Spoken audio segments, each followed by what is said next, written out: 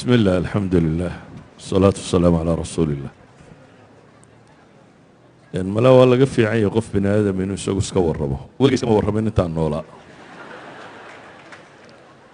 يعني بدن با ما تي في أما قول الجرائد أما قول الراديو وهي ما تنا وكورة سنة ولا جينا ورما بحين ولا جينا تي في متجين. واحد ضد كود داوضان مساجد داوم بيك قاتنا عشان ده هي الله. ده واحد سلا على مركز كور رمات كده بيسي. على النديدين ورمه.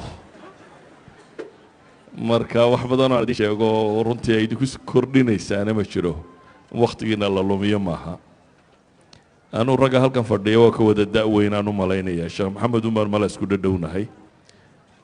Mustafa Xaj Ismaaciil Haruun baa la yiraahdaa reer wadaadaaba ka dhashay aabahay xaaji baa uu ku magac dheeraan sheekh uu ahaa awogay aw Haruun baa la oran jiray awogay ka dambeeya aw Yusuf baa la oran jiray reer culimo oo diin ku taxan ayaan ka dhashay reer ahaan gobolka Burcaan ku dhashay waqtigii isticmaalkaanan dhashay intii aan dawladda Soomaaliyeed dalanin dadka geedka hoostiisa ku dhashayna waa ka mid ahay inkastoo aabahay Allah u naxariisto 45 sanadood buu cadan deganaa 1963 buu ka soo noqday laakiin dhaqanku wuxuu ahaa in islaamaha loo diro baadiyo ay baadiyo ku dhashaan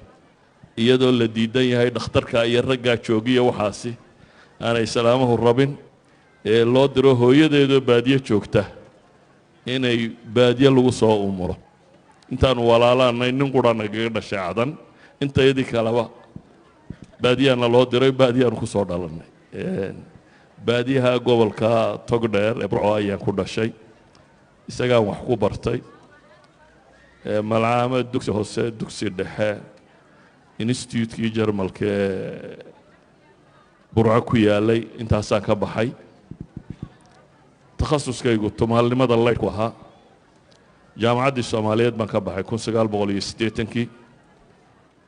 iyadana takhasuskaygu Tumaal leyda baan kaga baxay korontada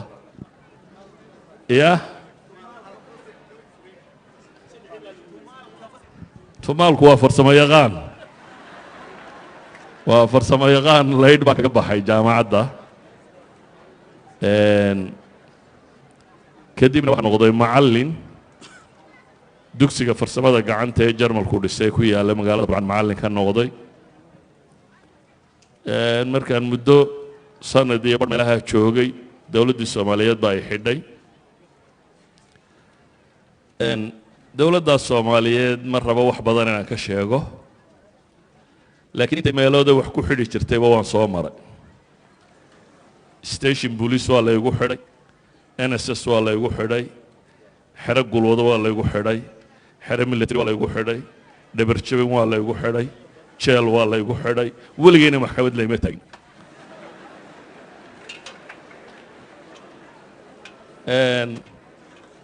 mararka qaarkoodna sanadaan ku jiray mararka qaarkood baan 30 bilood ku jiray على كل حال وحبرشة دينتنا وحن بيهيدون علماء الصوماليات ودن كدجن وحيانو كبوسني مجرين ودن دبدي ضانو بحي انتي دنبنا سانو تشوغون ودن كالصوماليا يا دقالذي جبهدوه كدعين مقالة برعان تشوغي مركين 1988 جبهدو صوغ الشي waqtigaas baan wadanka ka baxay Yurub iyo meelahaas aan niman xanuunsanayo aan walaalana geeyay anigoo Yurub jooga dawladda Soomaaliyeedna dhacday ilaa 99kii baan deganaa Yurub March 1999 baan dib ugu soo noqday magaalada Hargeysa ilaa haddana Hargeysa aan deganay laakiin socodkayga Yurub waa tiro badan yahay كوبي لا تكاسن ضد مبرعية هرجيس بان كدحية لكن وبدن هي سعود كيغا كون نقضه يوروبيا ميلها كون نقضه ان قبل نولولات كي سوماليا واجي هورانا اللي حدانات كينا الديمقراسي باي هيد ديمقراسي قبيل كان قصليسان هذا باركتان waxaan xasuustaa iyadoo 1969 68 meelaha markii doorashooyinkii dhacayeen dadku intay waddada maraan baa waxaa la odhan jiray dhulka yaale ilaahay baa leh ka sokowna reer hebel baa leh saasa cirka yaale cirka iyo dhulkaa la sheegan jiray heballada jiray dowladdii kacaanka ee soomaaliyeed markay qabsatayna scientific socialism baa la qaatay scientific socialismkuna wuxuu noqday diin la dirir annaguna dhallinyaro uun markaa waxoogaa diinta ka garatay oo aan sistamkaa ku qanacsanayne hortaagan baanu ahayn ma jirin cilmigu sidanuu hadda u faafsan yahay oo dowladdii soomaaliyeed waxay lahayd censorship aan ogolayn kitaab aan dowladdu ogolaanin waddanka ma soo geli jirin waddankuna sidan uu iminka isaga furaya isagama furnayn diyaaradaha dibadda ka yimaada only xamaroo ka soo degi jirtay lama ogolayn waddanka inta kale diyaarad dabadeed inay ka soo degto isaa daraaddeed wax kasta oo waddanka soo gala censorship faafreeb wax la yidhahdo soo mari jiray marka kutubtu almost mamnuuc bay ahayd haddaan qiso idiin sheego dhowr iyo toddobaatankii anigoo dumar tafsiir u dhigaya habeenkii baan dhigi jirnay guri madow habeenku markuu dam noqdo ayaad guri tegaysaa dabeetana halkaasaad waxoogaa dhowr dumaroo la soo ururiyey tafsiir ugu akhriyaysa tafsiirkan haystee markaa waxaa kitaabkan jalaaleynka la yidhaahdo jalaaleynadii waagaa dadku haysteen iskuma rakibnayn waxay ahayn jireen dhowr xaashiyoodba way isku jiri jireen dabeetana gal sare buu leeyahy ku daboolan habeenba labada xaashiyood aad dhigaysaad kala baxaysaa ila wuu furfuran yahay labadii baan la soo baxay habeenkii anigoo meel la sii dhukusaya ayaa dabayliyey timo labadiina dabayshii baa qaadatay yacni kutub ma taallo badani aad bay cidhiidhi u ahayd culimo waddanka waa deganayd laakiin lama ogolayn inay wax dhigaan ama wax akhriyaan bale waxaa laga yaabaa haddaad nin dhallinyaro ah tahay inuu kaa boqo waayo dowladda ku xidhaysa inuu kaa fogaado nin inuu tafsiir caama ama akhriyi jiray weliba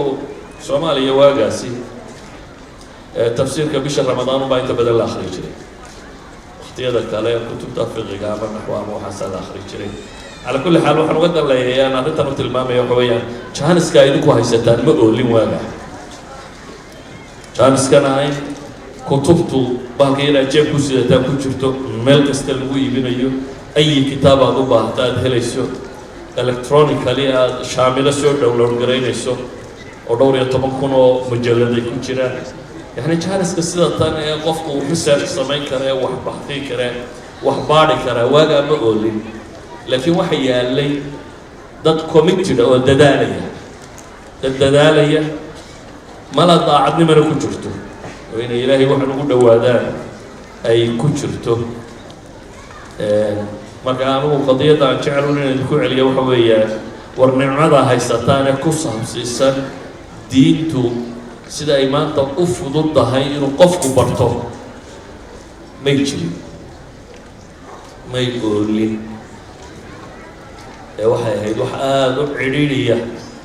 sidaad u xasilaysaana ay inta badan ku xidhnaanayso sida aad wax u akhrido xataa iyadoo wax akhriskaagu fiican yahayna aanad helaynin wixii aad akhriyi lahayd uu cidhiidhi kugu gelayo intan dambena dee meelaha un soomaalidu joogto baan wax ka sheegi jirnay anigu macallin baan ahaan jiray saa daraaddeed sheekh maan noqonin weli bana gaadhin macallinkuna daris loo diro buu soo diyaariyaa oo uu deedhiga waana laga yaabaa wakti aanay culamada soomaaliyeed haysanin qalabkan technology-ga inaan un yurub ka hortegayo wax akhriyo dad wuxuu akhriyay waxaan xasuustaa cajaladahan ugu badane hore ee 90yadii dadku dhegaysan jireen maqaaxaan ku akhriyi jiray Soomaaliyeed oo Norway maqaaxid Somali Welfare la yiraahdo Somali Welfare Organization ayaan ku dhawaan labadii toddobaad maalin wax maydeen akhriyaa oo ka sayraadeen niman carabaha ka tagay oo aan diinta isku fiicnayn baa ku badnaa markaasaan bilaabay inaan muxaadaraad xawla al-iimaan arkaan al-iimaan iyo xawla al-xadaara al-islaamiyya inaan ka warramo nin dhallinyaraa baan ah hadal badan 2 saac iyo dheeraad baan maalin ileen 14 cashaan mar helaya marka waxay noqotay markaa inaan 2 saac iyo dheeraad hadlo dadka markaa cajaladahaas baa soo gaadho markaas la siiyay mala ninkan sheekh weyn waa sheekh weyn marna ma noqonin laakiin uun fursad aanay jirin anigu in wax la duubo maan rabin waxaan xasuustaa waxba ha duubinaan ku yidhi nin dhallinyaraa baa intuu kamarad iska soo qaatay buu wuxuu yidhi sheekha ma fadhiyo wax akhriya ma iska tagin hagga dambe la fadhiistay markaa waxaan kala doortay inaan wax akhriyo iyo inaan iska tago markaasaan iska akhriyey dariskii dambaan imi maalintii dambe cajaladu sidan iminka ay u badayn uma badnayna VHS bay ahaan jireen VHS-kana warshad baa badin jirtay keliya intay cajaladii qaadeen bay warshad geeyeen